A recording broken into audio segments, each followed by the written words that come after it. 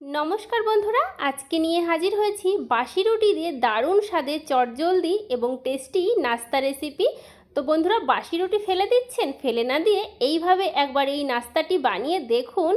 বারবার মনে হবে যেন এই নাস্তাটি খায় আর বাসি রুটি ফেলতেও ইচ্ছে করবে না।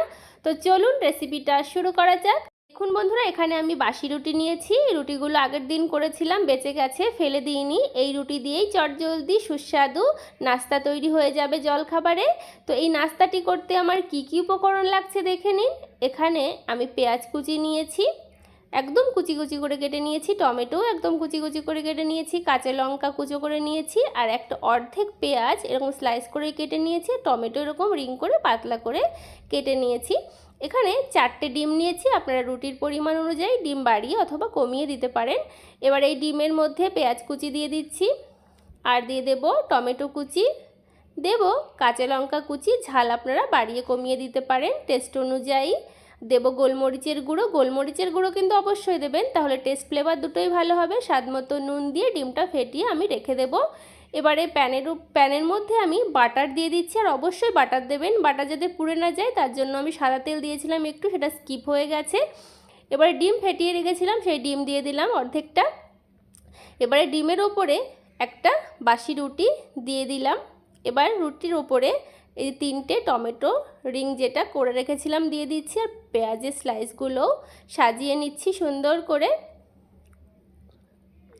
তো দেখুন, আপনারা যারা এই রেসিপিটি এখনও ট্রাই করেননি বন্ধুরা, ট্রাই করার অনুরোধ রইল। আপনারা কিন্তু এখানে ক্যাপসিকামও ব্যবহার করতে পারেন পছন্দ মতো। তো ক্যাপসিকাম আমার কাছে ছিল না তাই দিইনি। আর এখানে ওপর থেকে চিজ দিচ্ছি, আর চিজটা কিন্তু অবশ্যই যদি থাকে দেবেন, না থাকলে নাও দিতে পারেন, কোনো অসুবিধা নেই। তো চিজ গ্রেট করে দেওয়ার পরে ওপর থেকে আর একটা বাসি রুটি দিয়ে দিলাম। এবারে যে ডিমটুকু বেঁচে ছিল সেটা এই রুটির ওপরে ঢেলে দিচ্ছি। মানে এই ব্রেকফাস্টটা লেয়ার লেয়ার করে তৈরি করলাম।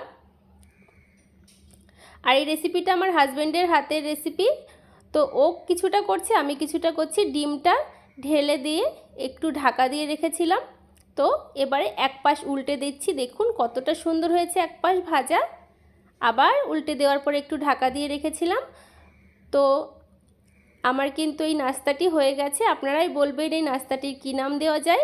তো বন্ধুরা, আমার এই রেসিপিটি আপনাদের ভালো লাগলে অবশ্যই লাইক, শেয়ার, কমেন্ট, সাবস্ক্রাইব করে পাশের বেল আইকনটা প্রেস করতে একদম ভুলবেন না বন্ধুরা। এবারে আমার হাজবেন্ড একটু পিৎজা শেপে কেটে নিচ্ছে। দেখতে কিন্তু একদম পিৎজাই লাগছে, আর খেতেও ভীষণ সুস্বাদু হয়েছে। তো আপনারা কিন্তু এটা সস দিয়েও খেতে পারেন, তবে আমার হাজব্যান্ড সস খেতে একদম পছন্দ করে না, তার জন্য কিন্তু সস দেয়নি। আপনারা লেয়ারের মধ্যেও সস দিতে পারেন, পছন্দ হয় না ওর, সেই জন্য দেয়নি। তবে এইভাবেই খেতে ভীষণ ভালো হয়েছিল বলছে। এবারে দেখুন ফাইনাল লুকটা কতটা সুন্দর হয়েছে না, দেখেই লোভ হচ্ছে। বাড়িতে অবশ্যই ট্রাই করার অনুরোধ রইল। আপনারা সকলে ভালো থাকবেন, সুস্থ থাকবেন, ধন্যবাদ। এটা হচ্ছে বাসি রুটির এটা করা হয়েছে। এটা আপনারা বাড়িতেও এটা ট্রাই করে দেখবেন, খুবই ভালো লাগে আর খুবই টেস্টি।